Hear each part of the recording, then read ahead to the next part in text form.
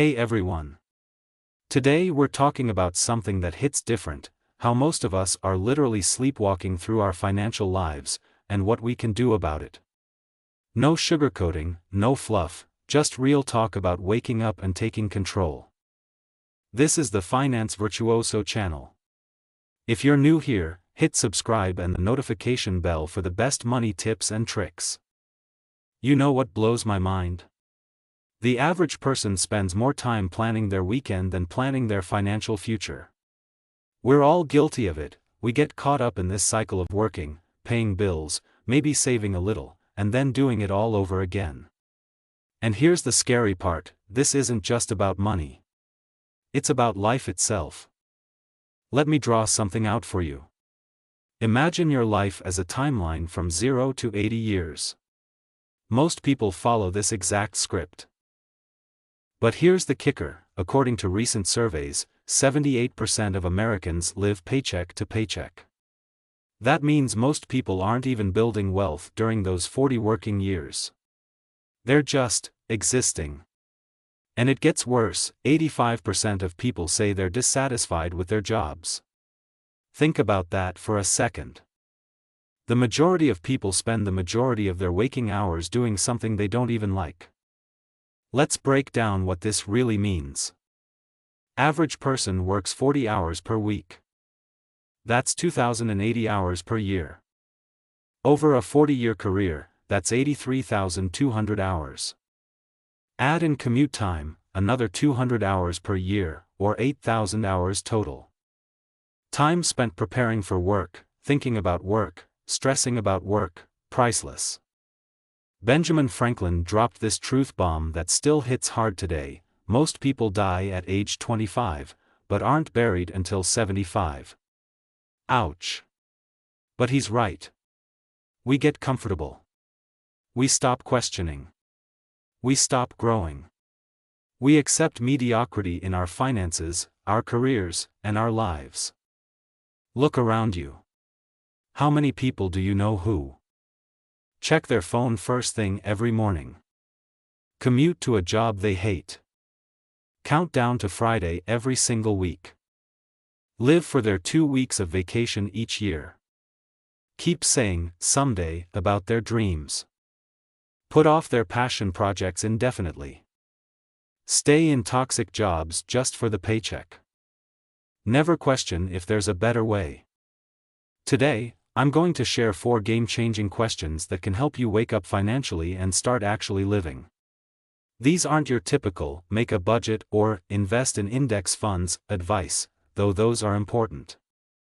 These are deeper questions that will shake up how you think about money and life.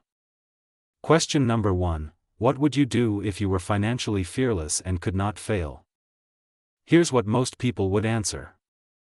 Starting their own business. Switching careers entirely. Moving to a different country. Going back to school. Writing a book.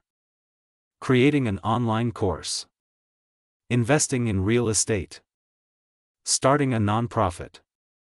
Taking a sabbatical to travel. But here's what happens next, their brain immediately starts listing all the reasons why they can't do these things. I don't have enough savings. What about my mortgage? I have kids to support. I'm too old to start over. The market is too competitive. I don't have the right connections. What will people think? But here's what's really risky, spending 40 years of your life building someone else's dream because you're too afraid to build your own. Let's do some math. Average retirement age, 65. Average life expectancy, 77. That means you get just 12 years to live your dream. And that's assuming you're healthy enough to enjoy it. Question number 2, what financial achievement will you be most proud of 1 year from today? This isn't about impressing others or hitting arbitrary numbers. This is about personal pride. Here are some powerful examples. I'll have 6 months of living expenses saved. My side hustle will generate $2,000 per month. I'll be debt-free except for my mortgage. I'll have invested in my first rental property. I'll have launched my online business. I'll have reduced my work hours to spend more time with family. I'll have built multiple income streams. The key here is specificity. Don't just say, I want to save more, or I want to invest better. Get specific. Put numbers to it. Put a deadline on it. Make it real. Question number 3. What are 3 financial habits you need to stop doing? This is where it gets uncomfortable, but growth lives in discomfort. Common patterns I see. Emotional spending to feel better. Comparing yourself to others on social media. Avoiding looking at your bank statements. Making excuses for not investing. Staying in a job you hate out of fear. Letting others influence your financial decisions. Procrastinating on important money moves. Living above your means to maintain an image. Here's what's fascinating: just stopping these negative habits can do more for your wealth than adding new positive ones. It's like trying to fill a bucket with a hole in it. Plug the hole first. Let's look at the numbers. Average impulse spending per month, $314. That's $3,768 per year. Invested at 7% return over 30 years, $379,000. Just from stopping one bad habit. Question number 4. What financial advice would you give someone else in your exact situation? This is my favorite question because it creates distance between you and your money problems. Suddenly, you're not emotionally attached. You can see things clearly. Let's try it. Imagine your friend came to you and said, I make good money, but I spend it all. I know I should be investing, but I keep putting it off. I'm stressed about money but don't want to look at my accounts. What would you tell them? Probably something like, start with small, automated investments. Face the numbers and make a concrete plan. Get professional help if needed. Stop avoiding the problem. Track every dollar for 1 month. Cut unnecessary subscriptions. Build an emergency fund first.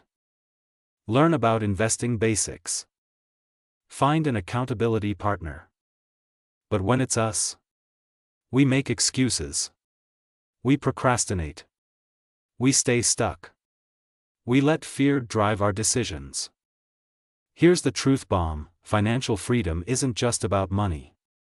It's about waking up and choosing to live intentionally. It's about asking yourself these hard questions and actually doing something with the answers. Now, I want you to do something for me. Tomorrow morning. 1. Wake up 30 minutes earlier. 2. Grab your favorite coffee. 3. Find a quiet spot. 4. Spend 1 hour with these 4 questions. 5. Write down your answers. 6. Pick one thing to act on immediately. Because here's the reality: you can spend the next 40 years sleepwalking through your financial life, or you can wake up and start truly living. You can keep making excuses, or you can make changes. You can keep dreaming, or you can start doing. The choice is yours. But remember, time is the one resource you can never get back. Every day you spend sleepwalking is a day you'll never get back.